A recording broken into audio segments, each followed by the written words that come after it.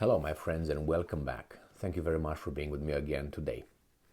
The next article could be viewed as good news and could be viewed as bad news. It depends how you look at it. Obviously, like almost anything in life, it depends on what side of the equation you are. You assess a certain kind of incident according to your interests, or if you don't have an interest, you just use objectivity and chronology, get all the facts and evidence, and then you analyze it in a impartial way. So in this case, I have an article coming from actually Sputnik, but it's about UK, and the title reads: about 500,000 UK workers set to hold mass strike on February 1st. So about 500,000 UK workers, they will go on strike on February 1st. That's in 2 days. Right.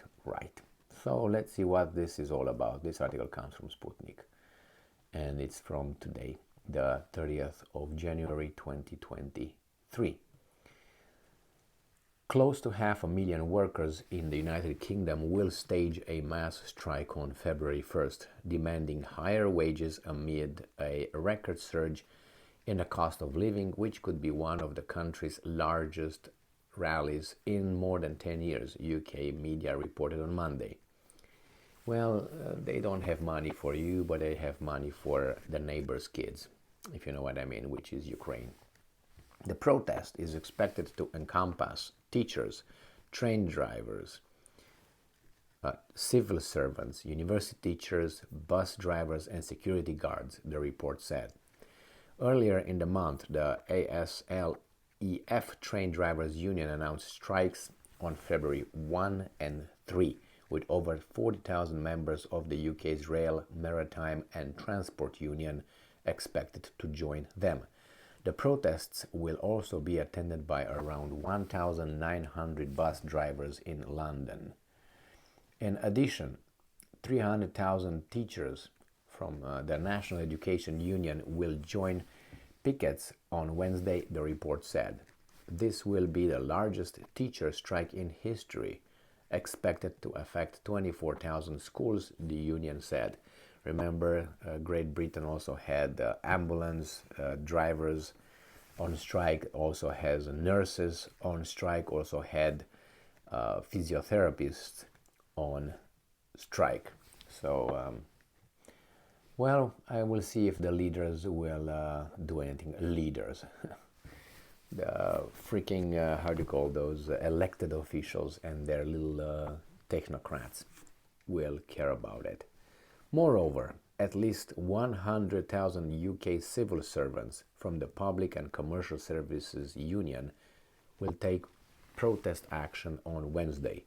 The UK has seen a series of strikes by civil servants over the past months as people express their dissatisfaction with the worsening economic situation caused by rising energy prices and soaring inflation in the country. Employees of railroad companies, post office, airports, and lawyers, among others, have been taking part in the strikes. So that's not good news for some, obviously.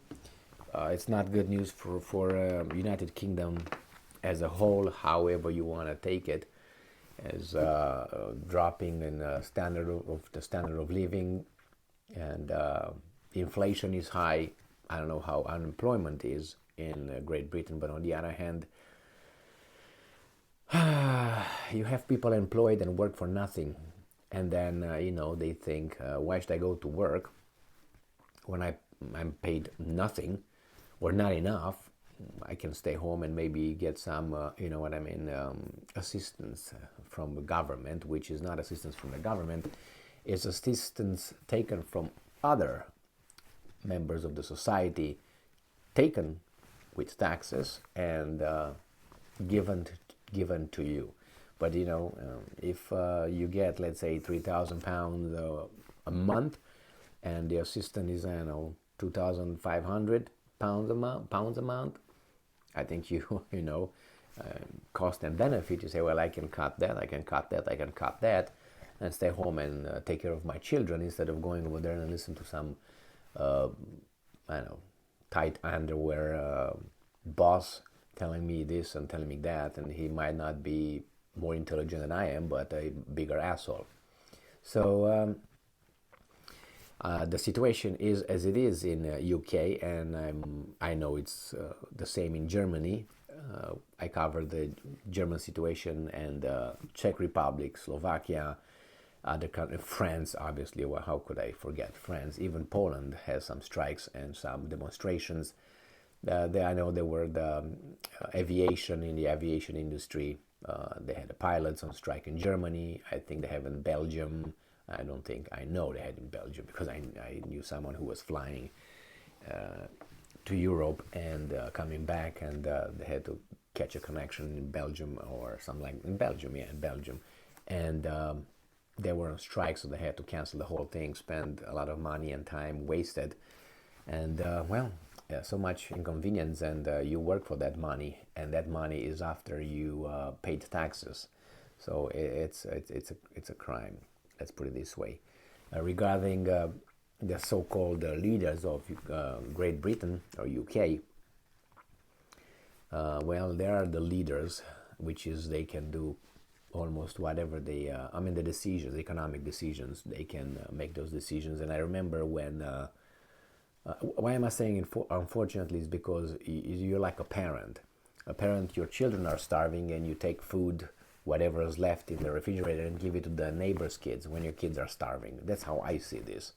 When you don't have money to help your family, your nation, your teachers, your bus drivers, your whatever, the ambulance drivers, the physiotherapists, the nurses, these are not, you know, how should I put it, unimportant jobs. I mean, each and every job is important, but we have to also agree that certain jobs are more important than others. Let's put it this way. So if tomorrow we don't have football players, it's not that important versus, I don't know, nurses or ambulance drivers or, you know, doctors or teachers or something, like people who build roads, people who engineer roads, houses to build. Those are more important than a soccer player or football player. Let's put it this way. I like football, but I just give you the example because it was the easiest here. So these leaders, I think, they are elected for a certain kind of time, for their, you know, term. They do legally whatever they want legally, which means that we're gonna give Ukraine 550 million pounds in aid. And I hate when it was a strike in Great Britain. I think in October it was. I don't remember exactly who were, what was the, you know, group that was on strike, and I don't want to say it was the nurses, because the nurses had it on in December 20th or something. And the government, the UK government, told them that they simply don't have the money. They said, we simply don't have the money to raise your wages or something. I can't remember what those guys were, but anyway, and I was like, really? You just, and the next day or 2 days after that, they announced they're going to send to Ukraine 500 and some million dollars in aid to Ukraine, to the neighbors' kids. I mean, clean up your own house first, and then you help the neighbor clean his house or her house, and so on. I mean, take care of your family first, and then take care of the neighbor's family. I mean, how crazy that is. Because if I go over there, that means the neighbor should do the same thing. Instead of taking care of his family, comes and takes care of my family. So instead of taking care of our own families, we'll go and take care of my neighbors, and neighbors will do the same thing. It's gonna come and take care of my family. What is this? I mean, it's crazy. If you ask me to take care of neighbors' kids instead of mine, why don't you ask the neighbors' to help my kids do the same thing as I did, help my kids instead of helping his kids, which is stupid. So anyway, the money is there, and when they want to do something, they can do something just like this. I got to learn that in not only in my direct as a direct experience as working in various locations, but also by reading, observing, learning, and speaking with other people's direct experience. And there is the money there. It's just on the paper because they don't back things up. I'm not talking about a company who that has to work for profit, but even those companies are there is money if there is needed. Remember General Motors in the United States of America in 2008? It was like operating under the weather for so many years. It was not profitable. It was in a deficit, economic or whatever, financial deficit, and it was bailed out. It was too big to fall. By whom? It was mandatory. The government took over 51%, I think, at one point, and of the shares of General Motors for some time, and then they still had bonuses. They still have the same income, the big shots and all that. There is money.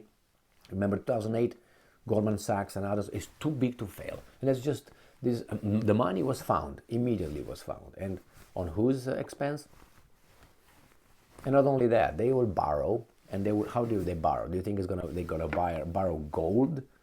No, they're gonna borrow written cent money, a number, from a bank. That's how it is. You think the bank has gold in its vault? Reading a transfer of how much? Okay, you pay me back with, I don't know, 20% interest. Who's gonna pay? Your workers, your nation. Here's the money. Solve the problem right now. But if you don't make the economy profitable, because you implement stupid, you make stupid decisions and stupid policies, then obviously you're gonna work in deficit, and then you're gonna collapse. And more loans. It's like a family. It's like a family with a house, with a a car, with a job, with bankers, with grocery shops. You're gonna borrow. You're gonna reach your limit, like the United States is about to do it, of borrowing, and then what? The creditors are gonna start knocking, and what they're gonna do? Give them houses, enslave yourself, or you already are enslaved because once you have those loans, you can't get out of it. You have to go and work, pay loans. If not, you're gonna be in the street. Thank you very much for being with me again today. Stay strong, stay smart, look for the truth, and be just.